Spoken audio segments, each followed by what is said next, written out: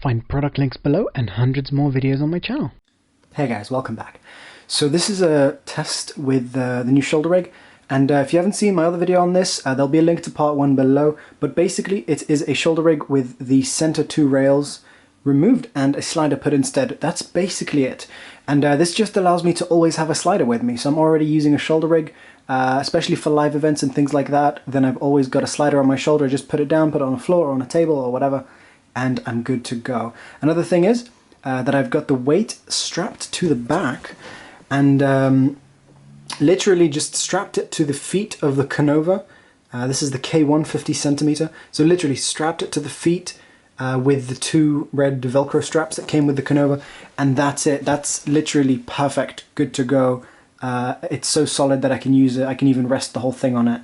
And so there's definitely no wobble there or anything. I'm surprised at how well it holds together.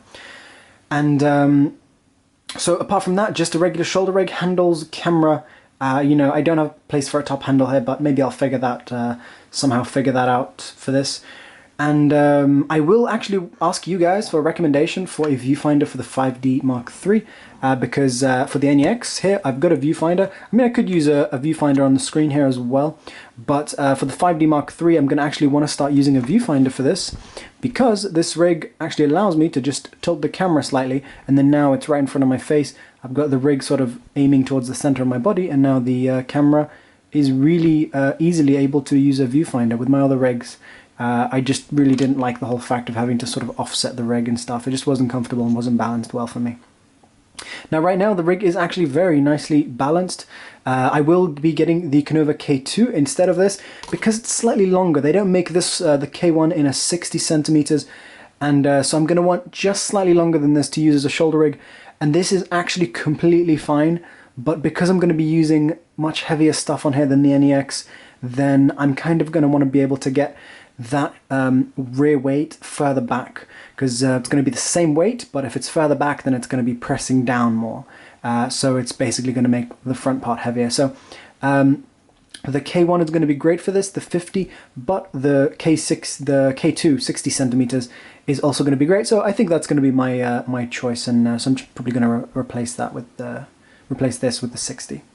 Now I know that you guys tell me that you don't like stability tests in front of the mirror, so I totally get that. That's why I've set up a few random objects and stuff around the room to simulate people. So that's going to be just basically a very real world kind of test, and mainly because I'm really tired right now. So hopefully that should give you a really sort of real world usage test for this, not just a sort of pre-set up test or whatever. And so, by the way, right now I'm killing a few birds with one stone. Right now you're seeing footage from the Nitsan lens turbo, and so that's the NEX6 with the lens turbo, and the Nikon 50mm f1.2, and that's at f2 right now. And so basically just, yeah, I thought I'd give you guys some footage while I'm shooting this test.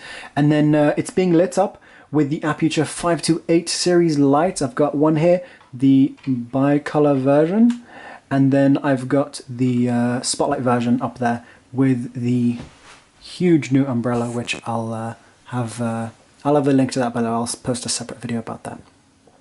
So okay, let's get to the test.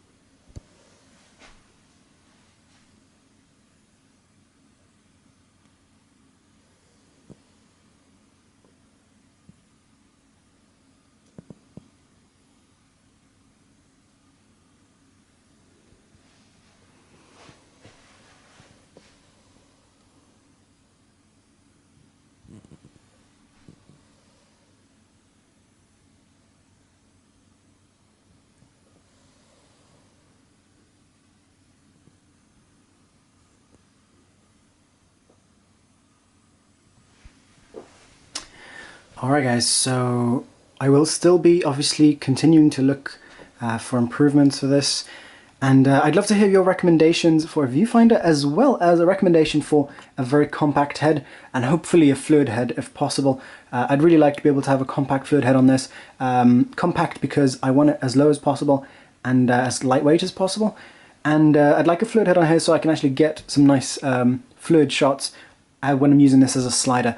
So, alright guys, thanks for watching. If you have any questions, then ask me below, and hope you found this helpful. Don't forget to check out my other videos and subscribe, and I'll see you soon.